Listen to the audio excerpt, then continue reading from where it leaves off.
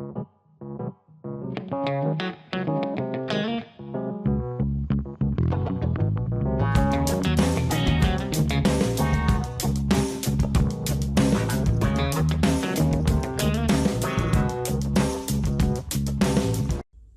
guys, welcome back to TV Spoilers. Today I'm going to reveal a horrifying secret between Matt and Ian.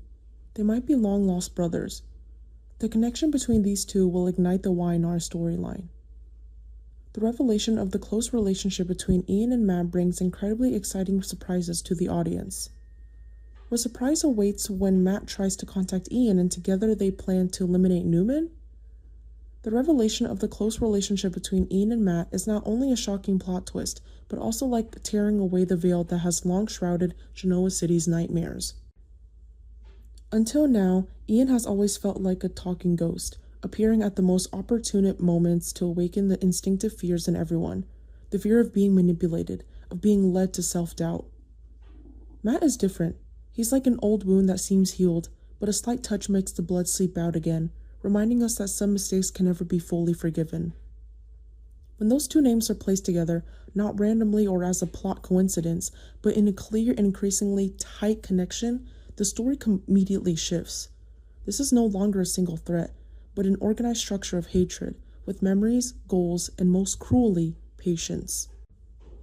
The interesting thing is that the close relationship between Ian and Matt doesn't need to be flaunted with sensational details. Simply recognizing that they understand each other in a way outsiders can't is enough to ignite a sense of unease. This closeness isn't just ordinary friendship, but a complicity between two people obsessed with the same target, Newman. It's like two parallel lines running in the darkness, each pursuing revenge in their own way, suddenly intersecting at a single point. And that intersection is the moment that makes everything infinitely more dangerous. Ian is someone who can read human vulnerability like reading a musical score, whilst Matt is stubborn enough to turn a small crack into a collapse. When someone with the ability to manipulate psychology combines with someone capable of cold-blooded action, the consequences don't usually happen in a noisy way, but rather silently erode the foundations until it's too late. The real surprise isn't their reconnection or reestablishment, but the motivation behind Matt's proactive approach to Ian. Matt isn't one easily to bow down and ask for help, and that's what makes the contact so significant. It suggests a situation. Matt is at a point where he understands he can't do it alone. Either Matt is cornered or he sees an opportunity too big to pass up. And given the context of what's happening around Newman, the most logical conclusion is Matt is gambling on the existing chaos and turn it into a finishing blow. Genoa City is already on edge. Everyone has secrets, everyone has motives, and Newman, no matter how powerful, is being forced to defend himself from multiple sides. Matt understands this, and he's chosen the right to turn the vulnerability into a breakpoint, Ian. For Ian, Matt's return to his life isn't just emotional good news, but a strategic gift. Ian always enjoys the long game, the feeling of sitting in the darkest spot but controlling those who think they're in the spotlight.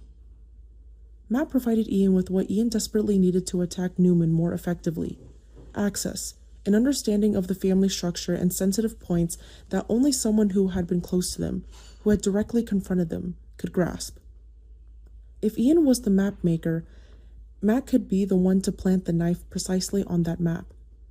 Their closeness, therefore, wasn't a romanticized villain, but rather a mechanism for the operation of the threat. When Matt tried to contact Ian, the interesting question wasn't, would Ian answer the phone? But what preparation had Matt made to make Ian take this offer seriously? Matt certainly understood that Ian wouldn't cooperate out of loyalty. Ian would only cooperate when he saw the benefits outweigh the risks, and when he believed he still held the upper hand. Therefore, Matt's proactive approach to Ian carried significant weight. Matt either had information or Matt had leverage, or Matt was carrying a promise that could shake Newman from the ground up.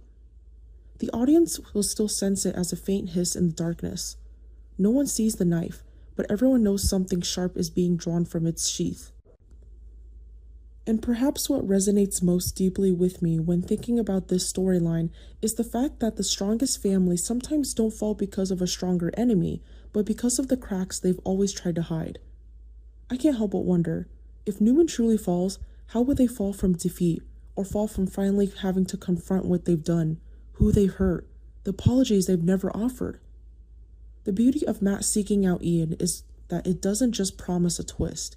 It promises a moral test, a test of faith, in an atmosphere that's suffocating just thinking about it. I like this kind of drama because it's more real than I'd like to admit.